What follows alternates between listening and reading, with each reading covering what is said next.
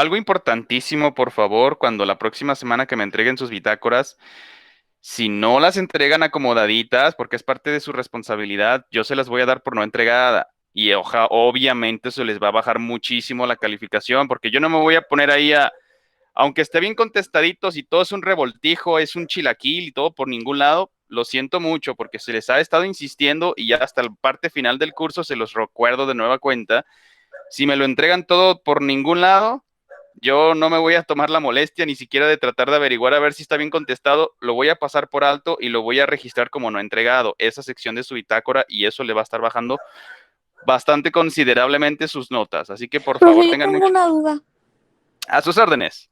Yo lo hice conforme a estuvimos A lo, haciendo cada, como por ejemplo la actividad y luego el cuadro. ¿Está bien? Sí, por supuesto, no, no hay problema. Si usted así lo quiere organizar, como dice el dicho en aritmética, el orden de los factores no altera el producto. 3 más 2 es 5, igual que 3 más 2, perdón, 2 más 3, ¿verdad? Es de la misma manera en el caso de su bitácora. Si usted le pone la actividad y luego el cuadro histológico y después otra actividad, eso sí, nada más, digo, todas las actividades vienen seriadas, es decir, vienen con números consecutivos del 1 al 6 hasta el momento, que es lo que tenemos de trabajo de nuestras bitácoras. Entonces, el orden no hay problema, siempre y cuando lo tengan con su índice y ya me indiquen, ¿no? Pues cuadro histológico, tejido nervioso, página 6 y después ya actividad, actividad, y luego cuadro histológico, hematología, página 15. Pues ya yo voy, sí es cierto, corresponden, obviamente lo que dice el índice con la actividad o del trabajo que se trate, con la página que se ve reflejada, entonces yo cuando puedo acudir y veo, está bien. Entonces el orden no hay ningún inconveniente, ustedes como prefieran, les parezca mejor. Yo nada más les sugería que todos los cuadritos al final y todas las actividades previas y primero el examen diagnóstico, pero si el examen Ese va a diagnóstico ser el único, el último trabajo, ¿verdad? Sí, sí, o sea, No. así es, esta tarea es la última para que ya terminen todos sus bitácoras, las completen, tengan mucho cuidado con el orden y el acomodo, por favor. Así como un servidor se toma el tiempo para dedicárselo a ustedes y tener que actualizarles sus archivos y que queden presentables y adecuados para que ustedes los contesten, porque siendo honestos, lo que debería de hacer es decirles, me van a hacer un cuadro histológico, ustedes sabrán cómo lo quieren organizar, pero tiene que tener esto, esto, esto y esto. Ahí ustedes se organizan, buscan en la literatura, busquen videotutoriales o a ver quién les explica cómo se tiene que hacer, porque, bueno, a mí así me lo aplicaron, ¿verdad? Pero pues yo no tengo ningún inconveniente con usar las herramientas digitales y pues ya mejor les doy el formatito para que ustedes simple y sencillamente lo rellenen, ¿verdad? Porque posteriormente puede que se encuentren con cursos y docentes que les exijan que les hagan ese tipo de trabajos. Afortunadamente ya tienen la plantilla, ya tienen un formato establecido que de ahí se pueden basar para poder rellenar ahora sí lo que sea que les soliciten, etcétera, etcétera, ¿no? Pero a punto y seguido. Entonces, nada más eso sí, cuiden muchísimo, por favor, su presentación, porque me ha tocado que me entregan cosas que como que nomás así a la ahí se va, de que, como salga, no me importa, para que me la registre, pero sí me tomo el tiempo de revisarlas. Entonces, si me mandan un Picasso y un rompecabezas inentendible y legible, pues como es su trabajo final, así parece que les importó, pues así también les va a dar su calificación, ¿verdad? Pero bueno, esperemos que no sea el caso para nadie. Punto y aparte. Entonces, ahora sí, regresamos con nuestra actividad, nuestra última actividad de todo el curso para que puedan completar sus bitácoras. Y aquí empezamos. Número 6, actividad fisiología general, nombre del alumno, como es bien conocido y sabido, su servidor aquí presente para con todo gusto, Felipe de Jesús, Bonilla, Ahumada, H-U-M-A-D-A. Aquí falta acento en la U. Ahí está. Licenciatura que cursa, kinesiología. Y todo lo demás, bueno, el día de hoy, la actividad, ustedes, claro, le pusieron la fecha cuando lo contestaron, pero si hay algo que revisar o que reeditar, pueden ponerle la del día de hoy, no hay ningún problema. Perdón, no hay ningún problema. Abril, ahí, me brinqué un espacio, 2021. Reverso, perfecto, muy bien. Instrucciones, lea atentamente los apartados a continuación para responder apropiadamente las siguientes secciones. Número 1, relacione los conceptos. 1 arábigo, determine las diferentes estructuras que conforman el aparato digestivo. Bueno, de hecho no le di la revisada rápida que siempre les sugiero que hagan a sus documentos cuando los reciban. Digo, no solamente en digital, sino también obviamente en papel, escrito o impreso. Entonces, ya sabemos de todas maneras. Ah, ok, sí, columnas de relacionar para los esquemas y en la primera también. Ok, solo rellenar y contestar en donde se nos está indicando. Por eso dice, determine las diferentes estructuras que conforman el aparato digestivo. Figura 1, anatomía del aparato digestivo. Perfecto. ¿Qué me están presentando? Primero que nada, pues es un esquema en donde se nos están representando pues todas las vísceras que se encuentran en la parte, en el cuestión del cuerpo. Si nos vamos hasta la parte final, vamos a ver un esquema. Si se fijan, región cefálica, el tórax está al nivel de los pulmones y el corazón, y el abdomen donde tenemos prácticamente todos los demás vísceras. Bueno, caudal es la parte más posterior. Es precisamente, bueno, ya nosotros lo que les comentaba en nuestra ontogenia, en nuestro periodo embrionario, presentamos una colita postanal, que es una región caudal. Esta, una vez que estamos en nuestro desarrollo, nos estamos conformando y demás, pues esta se va absorbiendo hasta que se reduce y forma hasta lo que tenemos actualmente ya como organismos bien formados, que somos neonatos, que ya pasamos por la etapa juvenil, que ya somos adultos, por lo consiguiente es lo que nos queda como remanente el famoso coxis, parte de nuestra columna vertebral. Pero bueno, entonces aquí lo que estamos apreciando pues es la región, si no es tórax, es el abdomen, abdominal. Y ya dice, a ver, respuesta aquí, pregunta para, bueno, pregunta general, para si les parece, nos vamos rapidín y rapidón. ¿Qué debimos haberle contestado aquí, por favor? Esto que estamos señalando, la primera, vámonos de arriba para abajo. En moradito, aquí ya me están diciendo, me indican, esto es el estómago. ¿Cómo Esófago. se...? Exactamente, esófago. ¿Cuál es la función del esófago? Pregunta general y ya lo hemos platicado y lo vamos a hacer la próxima semana también. ¿Qué hace el esófago? ¿Está ahí de adorno? ¿Es un snorkel? ¿Pasa aire o qué es lo que pasa? ¿Es el que conduce el alimento hacia el estómago? Excelente, muy bien, así es. Cada tubería transporta para lo cual está diseñada, ¿verdad? En el caso del endotelio, pues transporta la sangre. En el caso de la tráquea, transporta el aire. Y en el caso del esófago, pues transporta todo lo que estamos ingiriendo, bien sean líquidos o nuestros alimentos, y caen directamente y llegan al estómago. Aquí está, perfecto. Parte izquierda, hígado, la glándula más grande que presenta el cuerpo humano. Pregunta general, ¿cuáles son las tres palabras mágicas que describen perfectamente bien sus funciones? ¿Quién me la recuerda, por favor? Profe, una súper, o sea, un gran apartado. Me dijo Laura que le mandó un correo. Ah, Laurita, a ver, déjame Sí. revisar. Este es el del doctorado, así que ese no es. Vamos a abrir entonces. Acá. Sí, de hecho tienen razón, no tenía abierta la sesión. Acá. De Gmail. Vamos a ver. Y ahí todo el montón de correo, ¿no? A ver, vamos a cerciorarnos. A ver si Laurita nos avisó. A ver si es cierto. Y... pero no pude ver. Bueno, sí tengo varios avisos. Pero bueno, vamos a con Laurita. Hola, profe, perdón por la hora. Le escribo. Ah, es que fue a la medianoche. Más bien, ya fue empezando el día sábado, hoy, 10 de abril. Le escribo para avisarle que mañana no podré conectarme. Me surgió un compromiso. Gracias. Bueno, pues ahí está, ¿verdad? Le vamos a poner su asistencia y le damos a aceptar. Por ahí creo que también nos mandó una justificación Jacobo, o no sé qué era lo que estaba avisando. Aclaración, porque no me sale el archivo. Eh, Bueno, aparentemente este sí tiene justificación, pero no tiene nada que ver con la asistencia, entonces es más bien porque no entregó su tarea, pero bueno, eso ya lo le responderé en su momento. Bueno, pues entonces muchas gracias, Citlali, por el aviso de nuestra estimadísima Laurita, que sí es cierto, teníamos por ahí el mensaje que no había revisado, pero bueno. A ver, entonces usted misma, Citlali, por favor, ¿nos puede recordar las tres palabras mágicas de las funciones de nuestro hígado?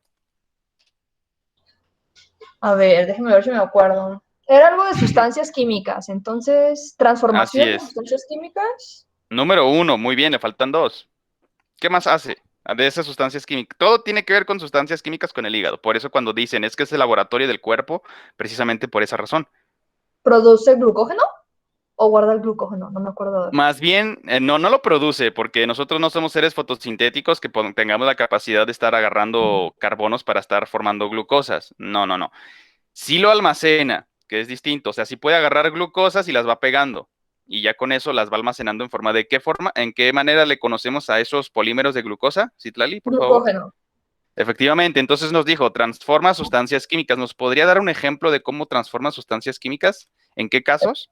El alcohol. Ok, las deshidrogenasas en los hepatocitos, es efectivamente. Número 2, nos dijo, está almacenando glucógeno. Y faltaría por ahí una última palabra mágica, Secreta. ejemplo de Sustancias alguna químicas. secreción. Efectivamente, ¿cómo podría ser un ejemplo? Por favor, Citlali. Híjole, no me acuerdo, no sé. Es más, sí sabe, aquí le va. Esto que dice respuesta aquí, ¿usted qué le contestó? A ver, déjeme ver. Espere. Esta, la, Vesícula biliar. muy bien, ¿y por qué está la vesícula biliar justo en la parte inferior de nuestro hígado? Es más, pregunta para usted directamente. ¿Para qué sirve la vesícula biliar? Acuérdese de Para la palabra, transformar o digerir las grasas. ¿la vesícula digiere grasas? No sé. No, ahí le va. A ver, vámonos de lo general a lo particular. ¿Nos puede recordar qué es una vacuola y qué es una vesícula? Es un almacenamiento de bilis, ¿no? Oh, bueno, está bien. Esa es la función de la vesícula, pero vámonos un paso atrás para nuestra estimadísima Citlali. ¿Se acuerda qué es una vacuola? En Era cuestión, una vesícula chiquita. bueno, vacuola es lo más grande. Vesícula es lo mismo, pero chiquito. En eso sí estoy de acuerdo. Ah, Pero ok. entonces, de la misma forma, aquí lo que estamos señalando debajo que se encuentra de nuestro hígado, la vesícula biliar que por ahí nos comentaba muy bien nuestro estimadísimo tocayo, almacena la bilis. O sea, la vesícula no va a digerir nada. Es un saco, es como si nosotros dijéramos, en mi bolsillo traigo monedas. Y no, yo no puedo decir mi bolsillo paga. O sea, porque lo único que hace mi bolsillo es mantener las monedas. Yo utilizo las monedas para pagar.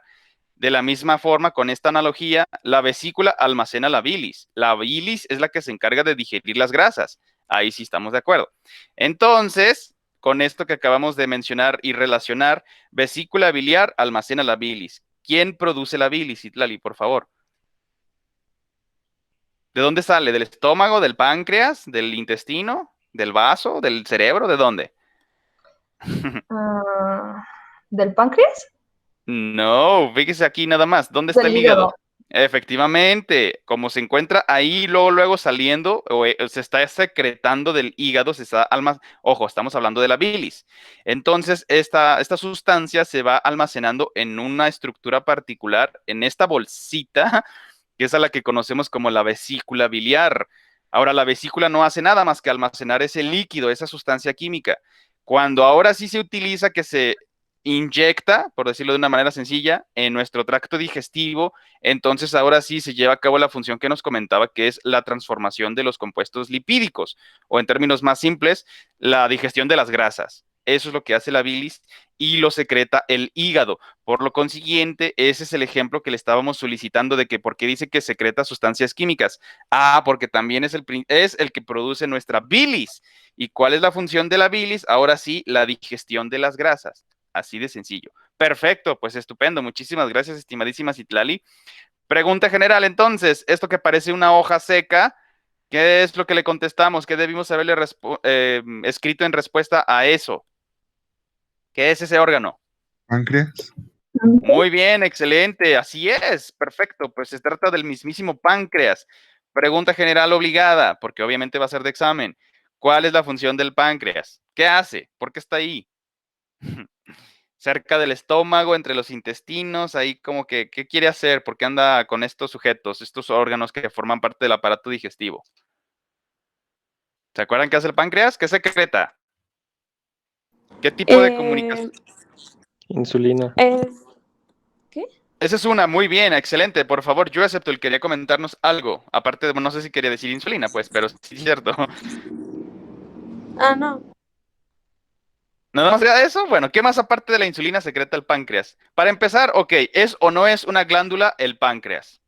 Pregunta general.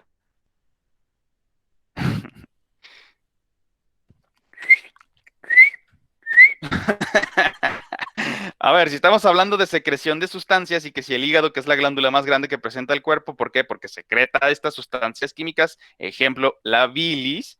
Entonces, de la misma manera, con esta lógica, con esta relación, El páncreas, este órgano que también se encuentra muy presente en el aparato digestivo, ¿es o no es una glándula? Pregunta Sí, general.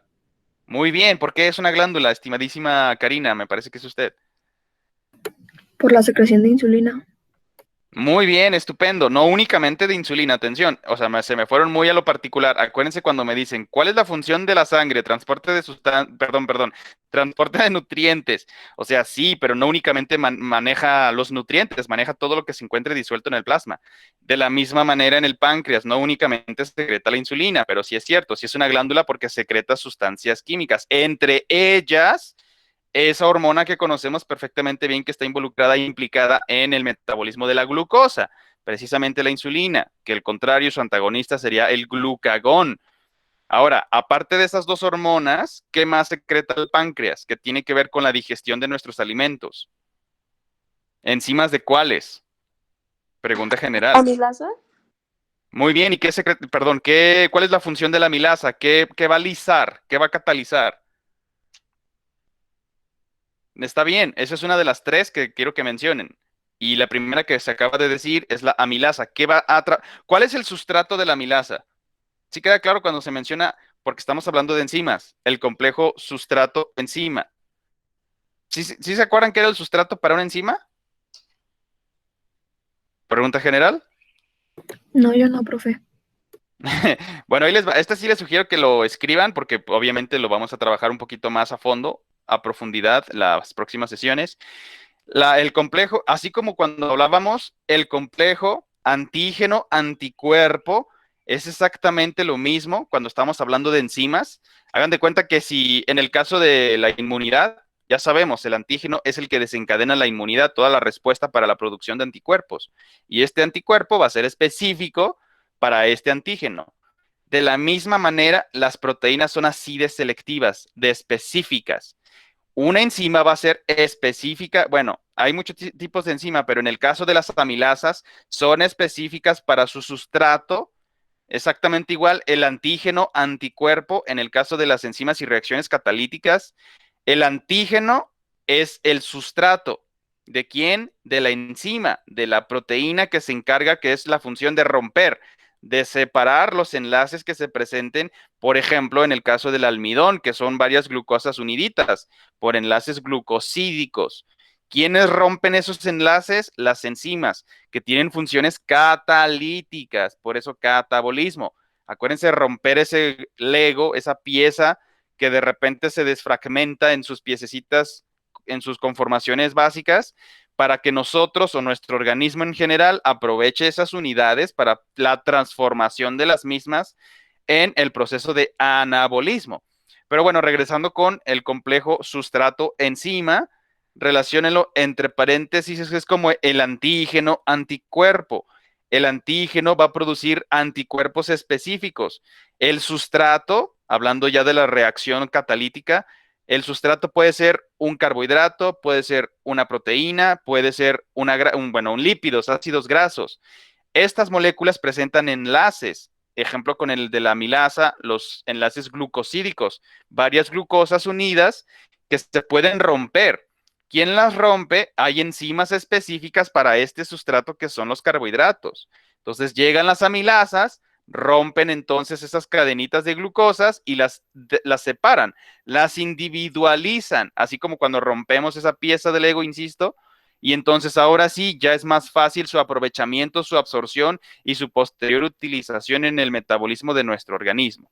Así de sencillo. Entonces, ya nada más para finalizar con las secreciones del páncreas, ya me lo dijeron, ok, hormonas como la insulina y el glucagón intrínsecamente involucradas en el metabolismo de la glucosa, en sus niveles en sangre, totalmente de acuerdo.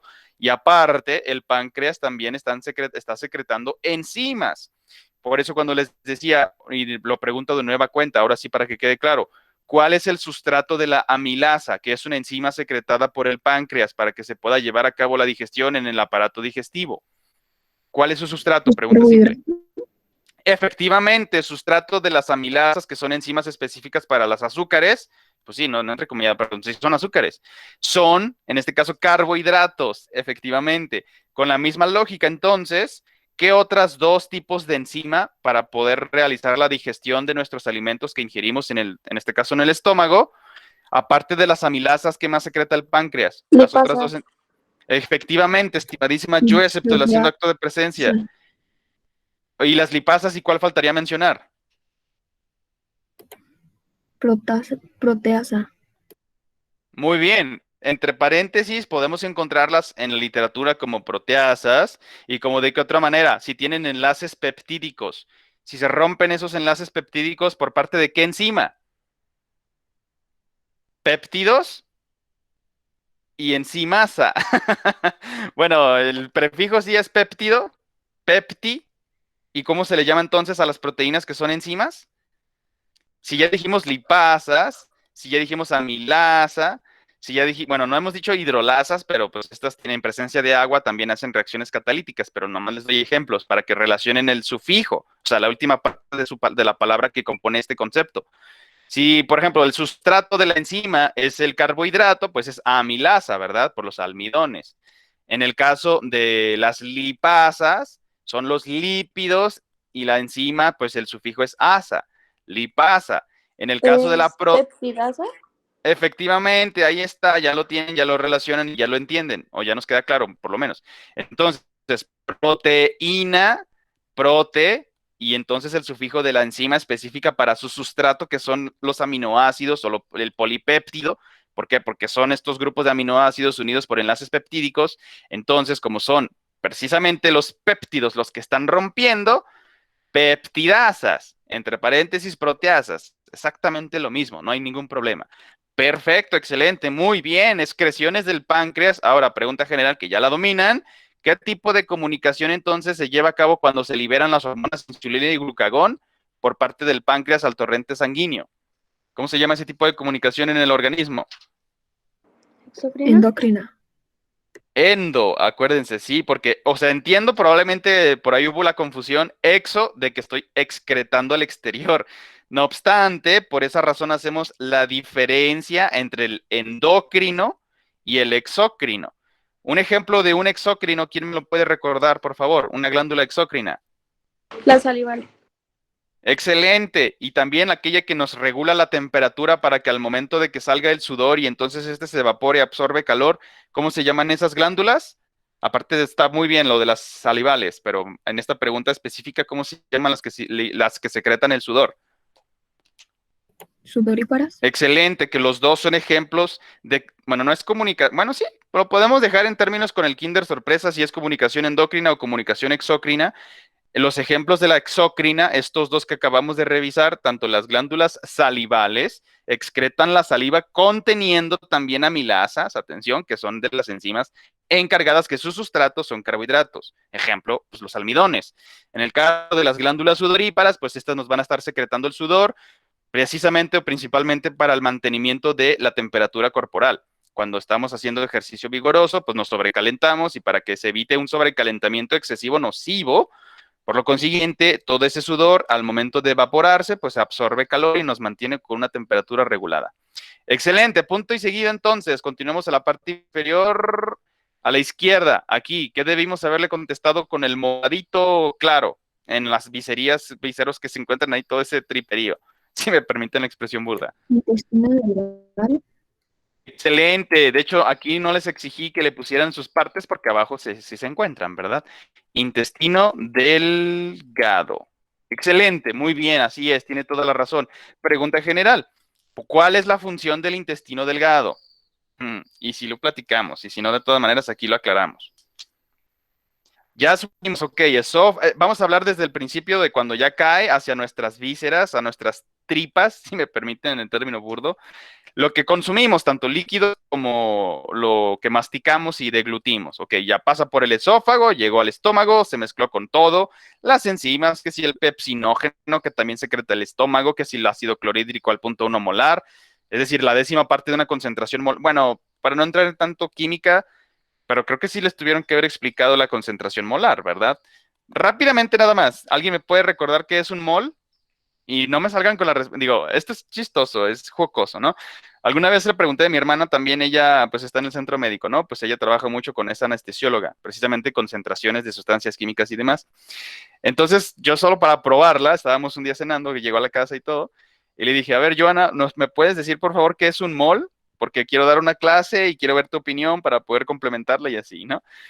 Me gustó su respuesta porque me dijo, pues es un centro comercial. Y yo me quedé así como de, bueno, pues no le puedo decir que no, porque un mall en inglés los gringos así le dicen pues a las plazas, ¿verdad?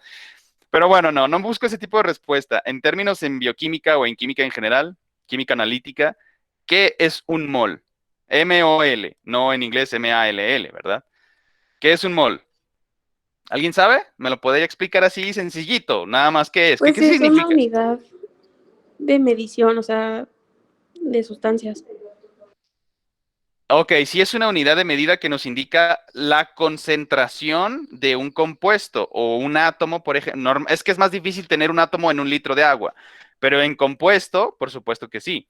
Entonces, por ejemplo, si yo les dijera, quiero un mol de sal, es una unidad de medida número uno. O sea, sí, con eso nos damos una referencia de cuánto tengo de qué cosa. En este caso, ya sabemos cómo está conformada. Tiene que ver con los átomos, ¿eh? Atención. ¿Por qué? Porque la sal de mesa, ¿qué es? Cloruro de sodio. Tiene dos átomos, el cloro y el sodio. Los dos átomos son distintos entre sí por el número de electrones que contenga todo su sistema.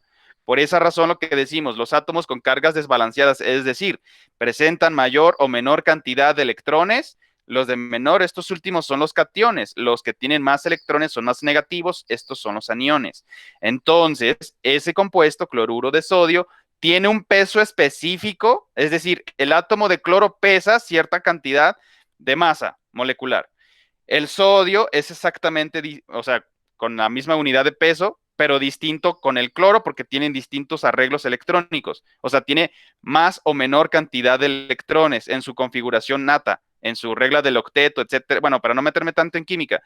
El caso, el cloro pesa, tiene unas características muy diferentes al sodio, pero cuando se combinan, se tienen que sumar lo que pesa el cloro, lo que pesa el sodio en un litro de agua. Porque un mol, en términos, si me permiten la grosería, perdón, así me lo aprendí yo para que a ustedes no se les olvide, un mol en términos simples es un chingo de algo. ¿Qué es ese algo? Un compuesto, un chingo de sal, un chingo de cloro, bueno, perdón, ya no uso la palabra. Un montón, pero para que no se les olvide.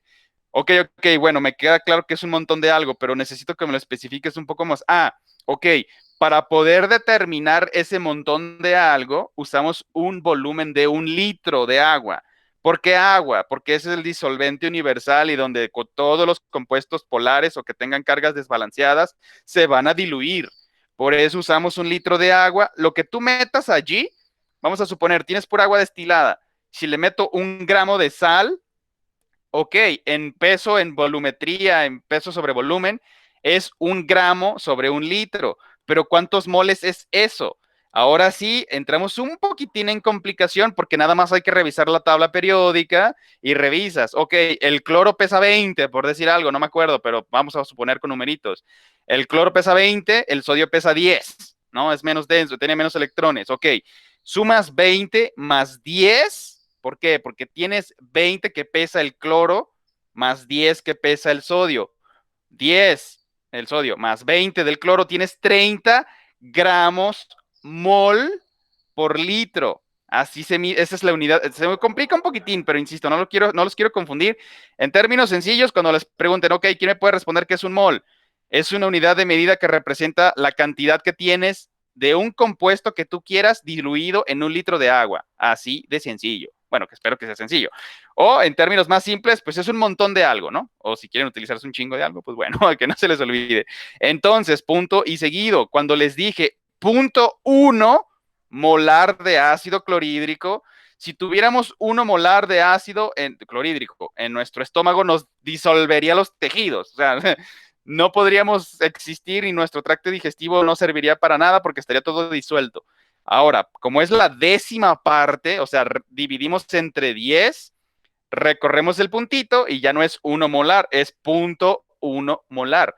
O sea que es la 10ª parte de la concentración total que yo tendría del ácido clorhídrico, el HCl, por sus átomos, como está configurado, y como lo tengo diluido 10 veces en mi sistema, en mi organismo, en mi aparato digestivo, por eso no destruye mis... Y aún así, por eso las úlceras se producen por el 0.1 molar del ácido clorhídrico.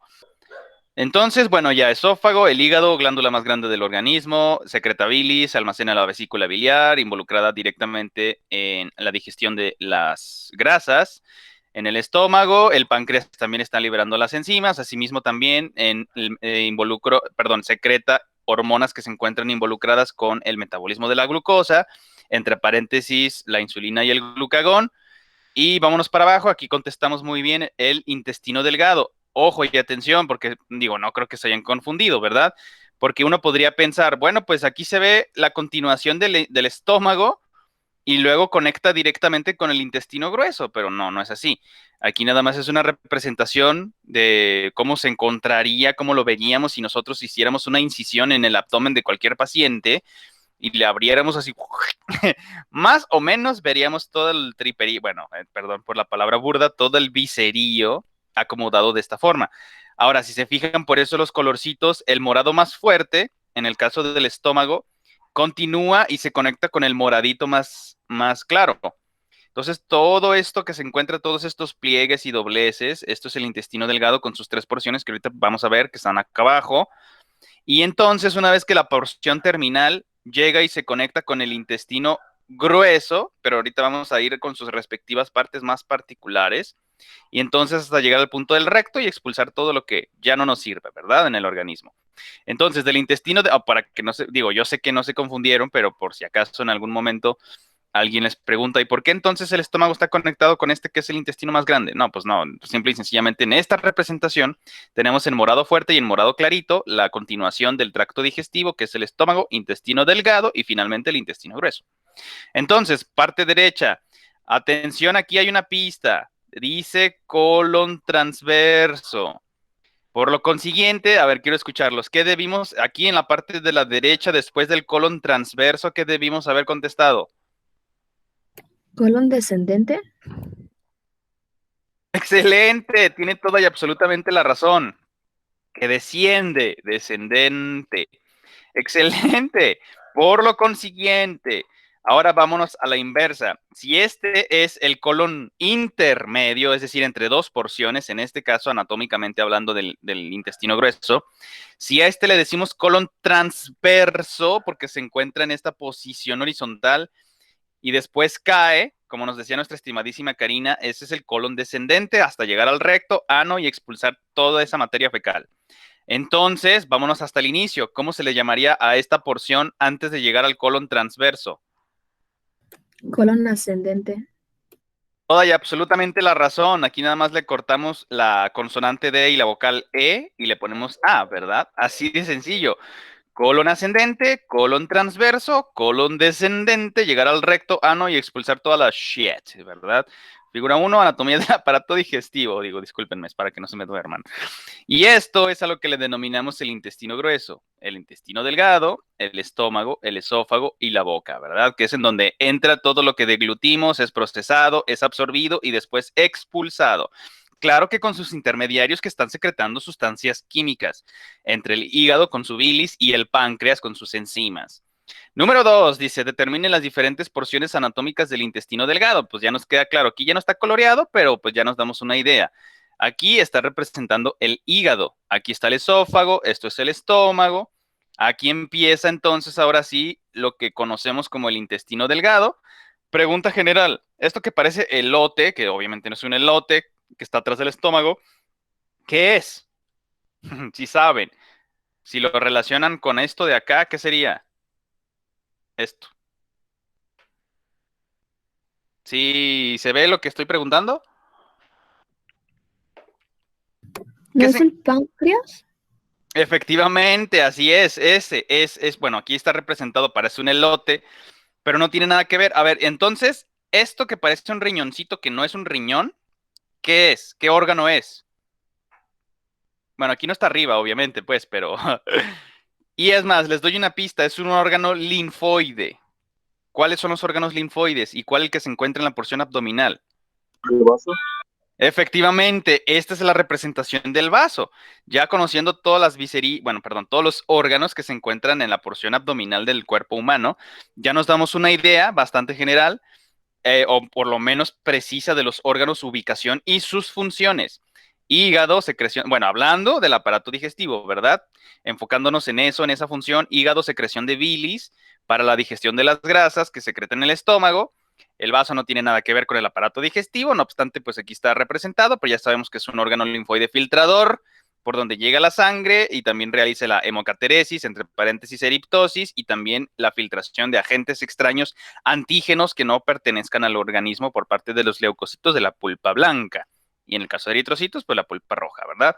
Aquí tenemos el páncreas con la secreción de sus hormonas en el caso de comunicación endocrina, la insulina y el glucagón, y en el caso de la secreción de sus enzimas para que también favorezcan la digestión de lo que estamos deglutiendo.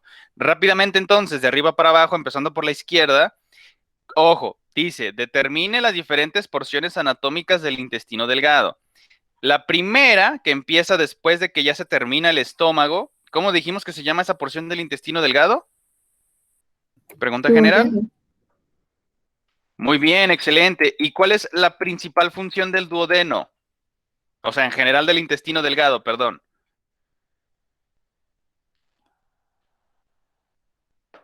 ¿Qué hace el intestino delgado? ¿Nada más pasar agua y que se Era la expulse después? ¿O qué? absorción, ¿no? ¿Era la qué, perdón? Absorción. ¿De qué cosa? ¿De agua? ¿De ácido No, clorhídrico? ay, espérese. De, pues sí, unas cosas eran de agua y otras eran como de nutrientes o no sé qué, algo así, ¿no? Efectivamente, ahora sí, como tanta fijación tenían con la palabra nutriente, aquí sí necesito que me la repitan una y otra vez. No en el caso de la función de la sangre, porque ya lo sabemos, ya lo dominamos, ya hasta lo soñamos probablemente. Función de la sangre, transportar sustancias, se acabó. Entre ellas, ejemplo, entre paréntesis, nutrientes. Aquí sí es imperativo mencionar nutrientes, porque el catabolismo, su función es el rompimiento de todo lo que estamos ingiriendo para el libre acceso o más fácil absorción de los nutrientes. Entonces, función principal del intestino delgado es la absorción de nutrientes. Claro, también absorbe agua.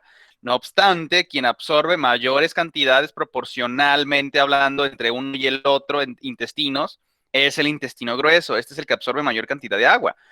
Pero claro, no queda exento el intestino delgado que también lo esté realizando esta absorción de líquido, pero su principal función es el aprovechamiento de esos nutrientes obtenidos a partir del proceso del catabolismo, es decir, el rompimiento, decisión, destrucción de todos los compuestos que antes conformaban, por ejemplo, una hoja de lechuga, que si el azúcar de nuestro café, que si cualquier otro compuesto que nosotros ingerimos en forma de alimento, es procesado, se mezcla, es machacado, es transformado químicamente con las enzimas y con el ácido clorhídrico.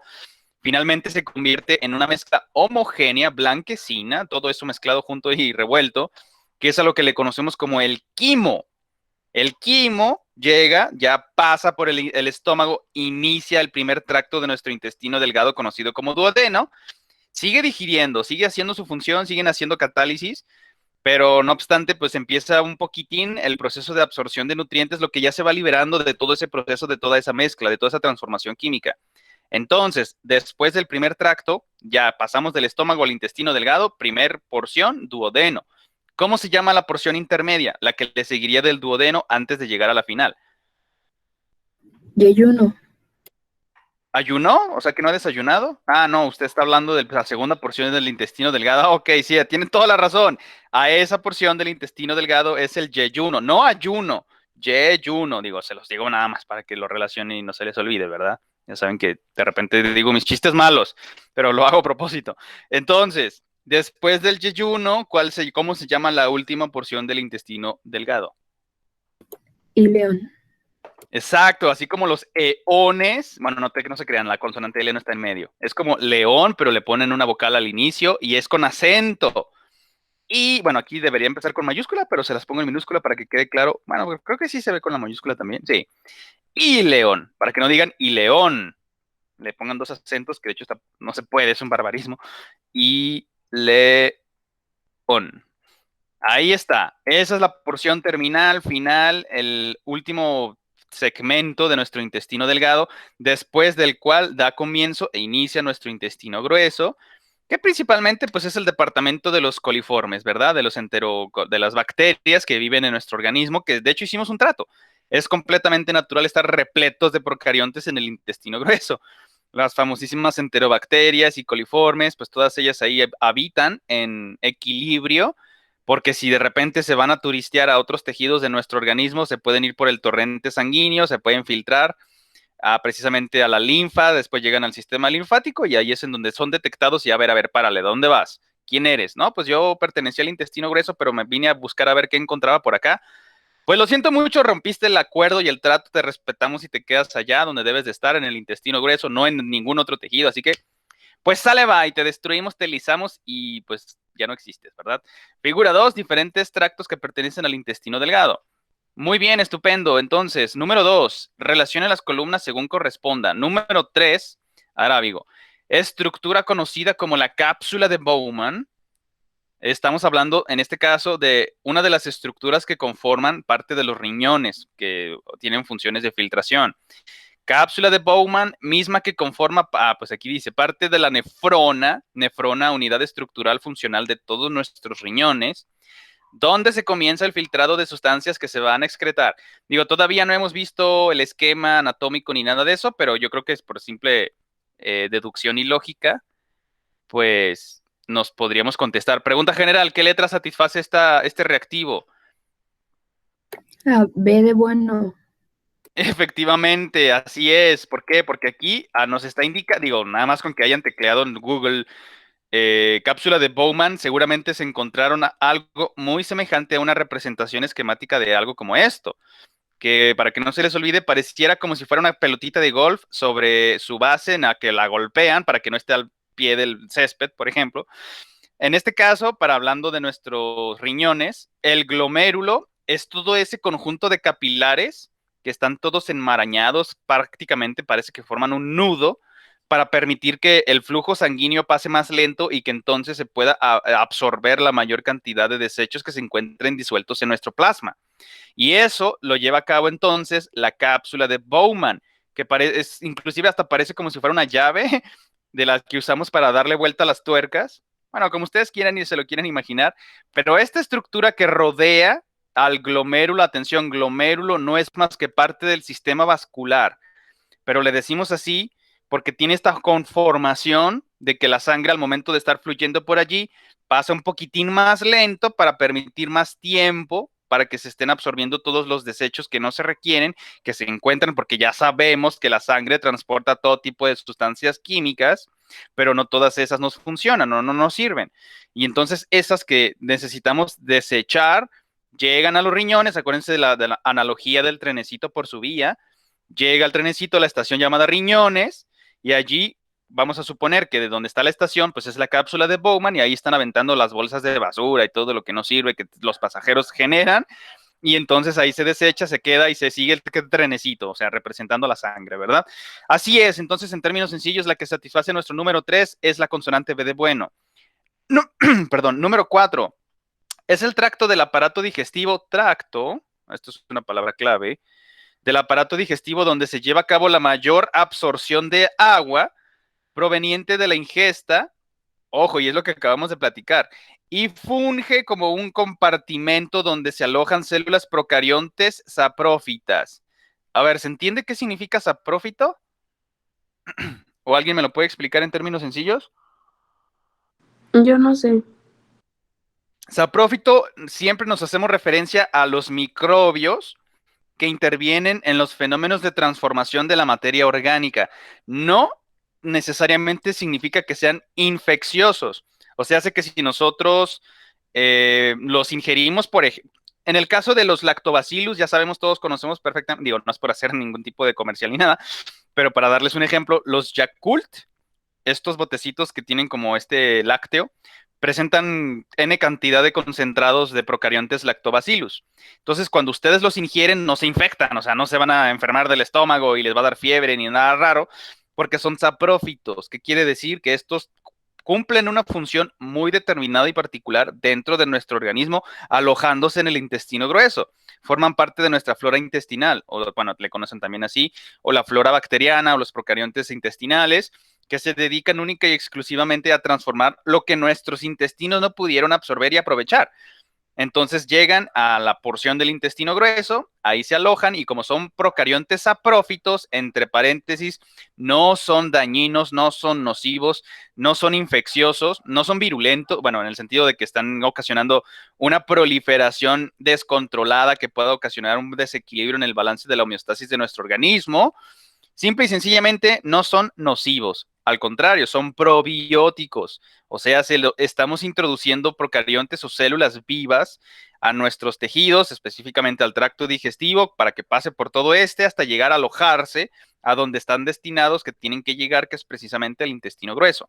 Entonces, procariontes saprófitos. Si dijera procariontes infecciosos, Basilococcus o todo este tipo de cosas raras que sí se pueden llegar a proliferar de manera excesiva, inclusive hasta llegar a causar septicemias y este tipo de cosas desagradables, ahí sí no son saprófitos, esos sí son infecciosos, son oportunistas. Y no es que sean malos, simplemente dicen, mira, tenemos todo aquí en este organismo, pues hay que empezar a reventar la población y a proliferar y hasta donde alcancemos. Así son, es su naturaleza, pues no podemos evitarlo. Y aparte han existido desde siempre y existieron antes de los humanos y muy seguramente existirán después de nosotros. Digo, si nos llegásemos a extinguir por torpes, ¿verdad? Pero a punto y aparte.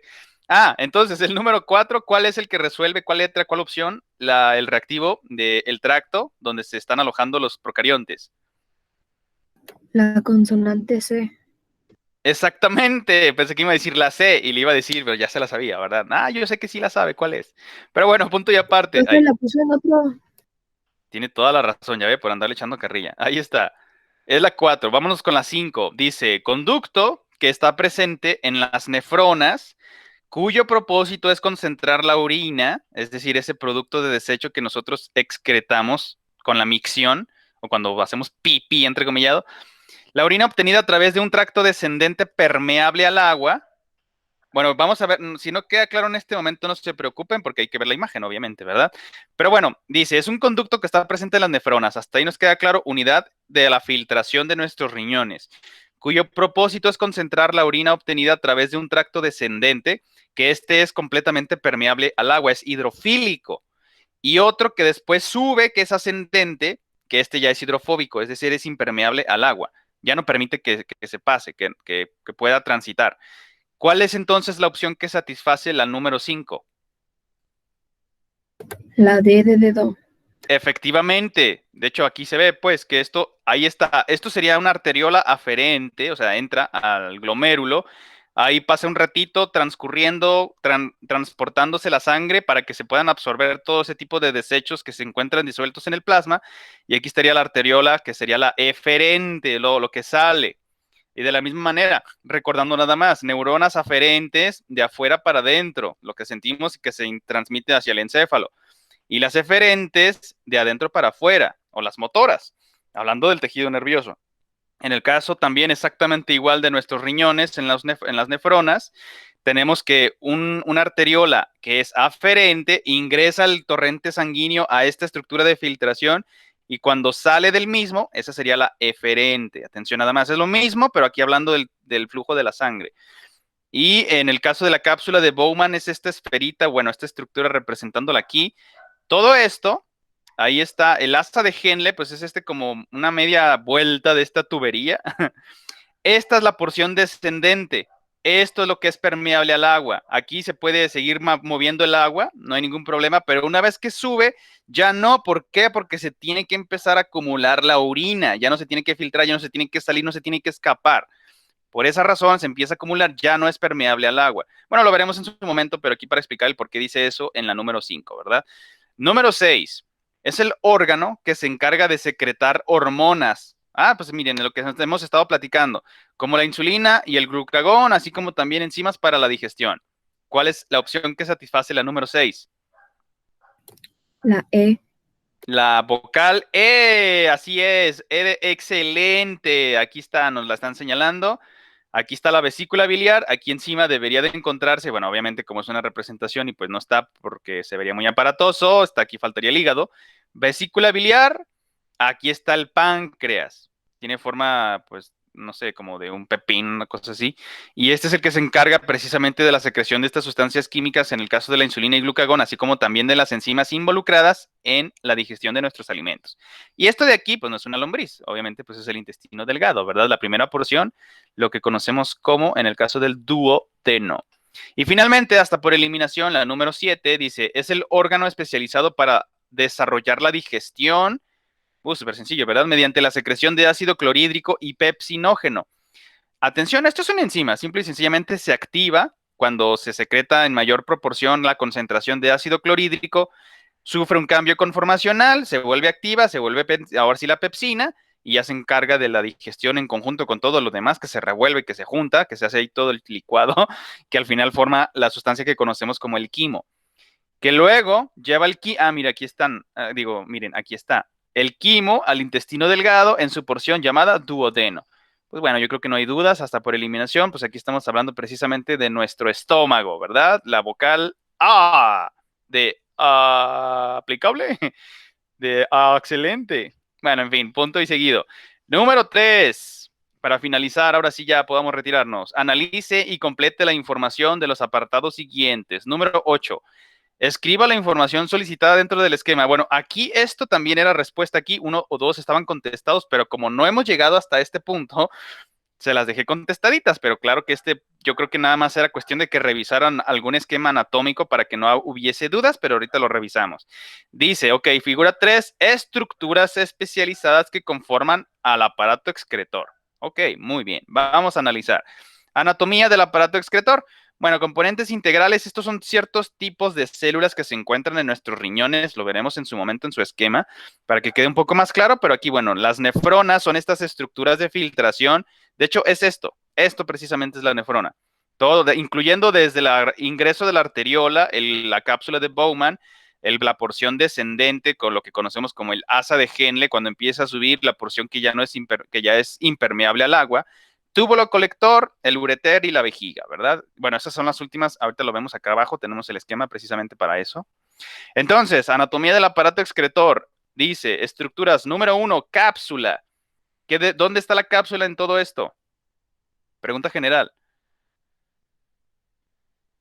¿Aquí esto? ¿O a lo mejor acá adentro? ¿O es esto de aquí rojito? ¿O lo azul? ¿Sí me siguen o me desconecté? No, sí están aquí. Entonces, ¿qué dijimos que? ¿Cuál es la cápsula? Es más, bueno, a ver, déjenme les pongo números romanos. 1, 2, 3, 4, 5, Es ahí. 6. Isaí, yo no conozco ningún Isaí. ¿A poco tenemos un compañero nuevo? Ah, no se crea. Ah, me brinqué bueno, ¿en qué número va la cápsula? Lo pueden adivinar, pues no estamos en examen, no pasa nada. Digo, parece que quiere que Ahí donde sigamos está el puntero. el 1, el 5, el 4, Ahí. el 3. ¿En el 3? No, ¿En dónde es ahí? en el 5. ¿Acá? Ajá. No, por supuesto que no. Cápsula. En este caso lo que me están señalando es una arteriola. Si se fija, está ese cablecito azul. Así que no, eso no es una cápsula. Bueno, para cuestión tiempo, la cápsula es lo más externo, lo que se encuentra en la periferia, lo más fuera del todo el riñón. Esto sería el número 1, cápsula. Esto que me están señalando, lo más de afuera, lo más externo. Como en el caso de nuestro cuerpo en general, lo más externo que es, el órgano más grande que tenemos en el organismo. ¿Cómo se llama eso? Por favor, Gloria Chanet. ¿Mande? ¿Cómo se llama el órgano más grande que presenta el cuerpo humano? La piel. Ah, Sí, pero ¿cómo le decimos a la piel en términos más técnicos, más cool, más pros? dermis. Epidermis, efectivamente. Entonces, como es lo más externo, lo que nos protege de todos los agentes exteriores, temperatura, abrasivos, etcétera, de la misma manera nuestros riñones pues tienen todo un recubrimiento externo, que eso es a lo que le conocemos como la cápsula. Entonces, número 2, vena renal. ¿Dónde deberíamos de haberle contestado o más bien colocado la vena renal? En el 3. Efectivamente, eso sí no hay ninguna duda. Número 3, ¿dónde está la corteza? En el 1. El 1. Ese es, ahora sí, ¿verdad? Ya están agarrando confianza, efectivamente. Entonces, esta es la corteza, lo que se encuentra inmediatamente por debajo de la cápsula, es decir, de la parte más externa del riñón, lo que le continuaría, entonces ahora sí sería la corteza. Número 4, ¿dónde está el uréter? En el 6. Efectivamente, aquí va el uréter. Así es, el que conduce ahora sí a la vejiga. Número 5, médula renal, así como médula espinal, ¿dónde está la médula renal? En el que está Médula blanco. espinal, efectivamente, ahí está, les iba a decir, para que no se les olvide, allí, bueno, hay nefronas tanto en la corteza, pero en la mayor cantidad se encuentran en la médula, es decir, al centro de nuestros riñones.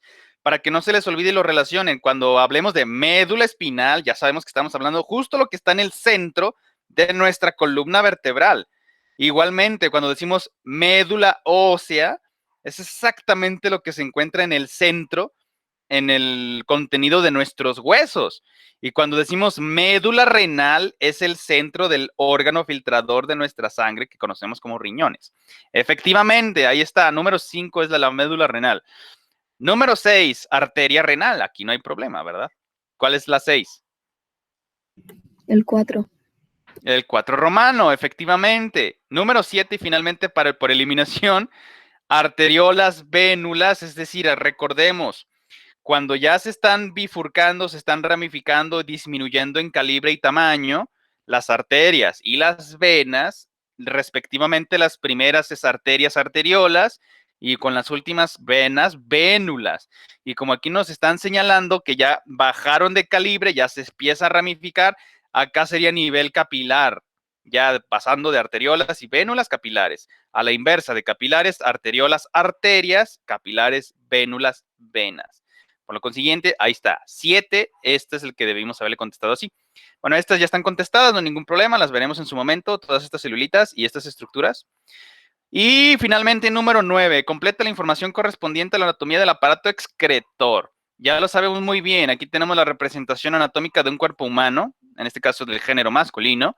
Tenemos la región cefálica, el tórax, atención tórax. Lo que está abarcando prácticamente es toda la caja torácica, bueno, pues las costillas, para que no se les olvide, todo lo que se encuentra dentro de costillas, eso es el tórax, por eso caja torácica. Debajo de las mismas ya es todo el abdomen, todo el vientre, toda la pancita, y aquí tenemos todos estos montón de viscerío, bueno, tripas, ¿no? Si me permiten la palabra burda.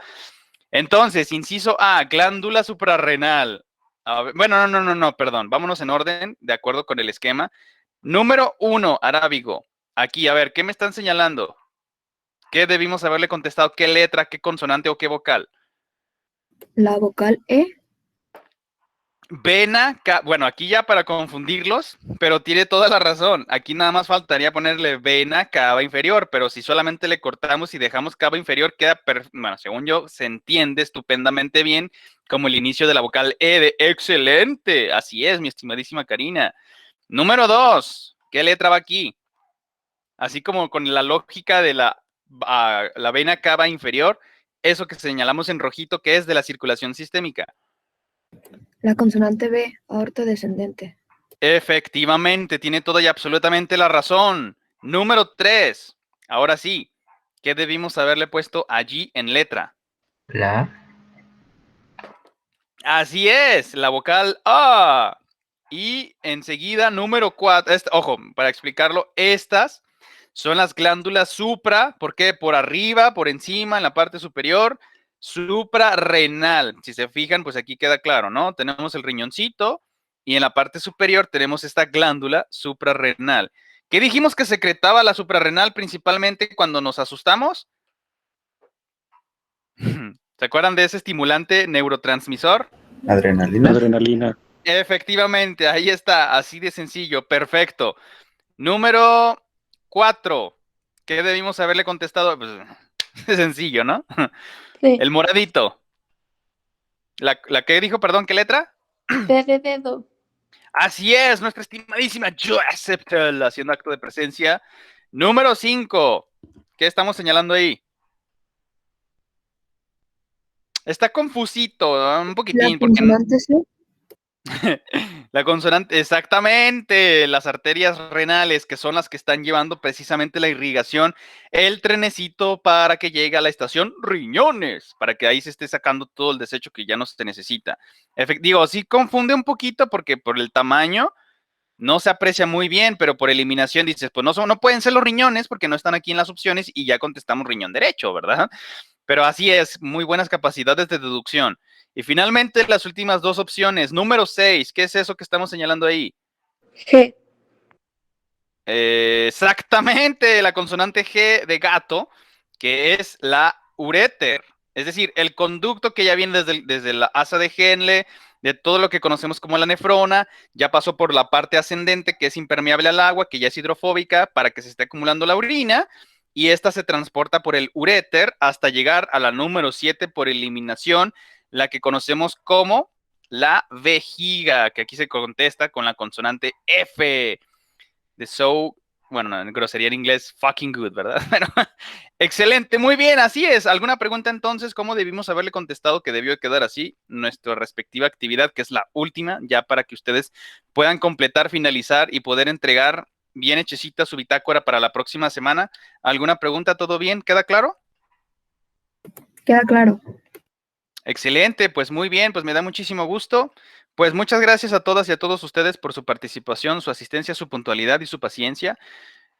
Cuídense muchísimo, que disfruten de su fin de semana. Nos estamos viendo la próxima, el lunes, para proseguir y continuar ya con lo que nos queda pendiente, tanto del aparato respiratorio y lo que ya hemos visto de manera introductoria del digestivo y el excretor. Pues gracias de nueva cuenta, cuídense muchísimo y los veo hasta la próxima semana lunes. ¿Sale? Gracias, profe. Gracias, profe. Gracias, profe. De nada, Bonito gracias fin. a ustedes. Igualmente, cuídense. Bye. Bye.